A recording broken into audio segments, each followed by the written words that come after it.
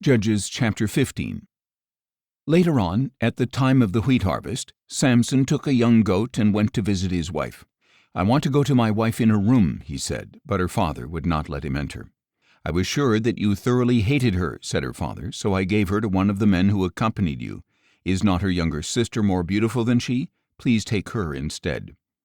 Samson said to them, "This time I will be blameless in doing harm to the Philistines." Then Samson went out and caught 300 foxes, and he took torches, turned the fox's tail to tail, and fastened a torch between each pair of tails. Then he lit the torches and released the foxes into the standing grain of the Philistines, burning up the piles of grain and the standing grain, as well as the vineyards and olive groves. "Who did this?" the Philistines demanded. "It was Samson, the son-in-law of the Timnite," they were told, for his wife was given to his companion. So the Philistines went up and burned her and her father to death. And Samson told them, "Because you have done this, I will not rest until I have taken vengeance upon you." And he struck them ruthlessly with a great slaughter, and then went down and stayed in the cave at the rock of Etam. Then the Philistines went up, camped in Judah, and deployed themselves near the town of Lehi. "Why have you attacked us?" said the men of Judah. The Philistines replied, "We have come to arrest Samson and pay him back for what he has done to us." In response, 3,000 men of Judah went to the cave at the rock of Etam, and they asked Samson, "Do you not realize that the Philistines rule over us? What have you done to us?" "I have done to them what they did to me," he replied. But they said to him, "We have come down to arrest you and hand you over to the Philistines." Samson replied, "Swear to me that you will not kill me yourselves."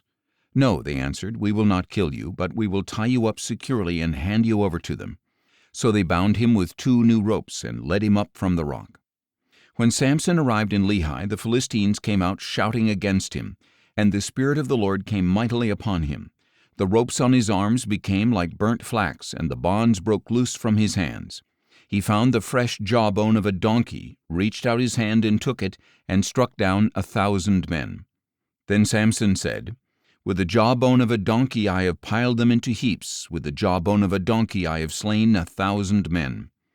And when Samson had finished speaking, he cast the jawbone from his hand, and he named that place Ramath-Lehi. And being very thirsty, Samson cried out to the Lord, "You have accomplished this great deliverance through your servant. Must I now die of thirst and fall into the hands of the uncircumcised?"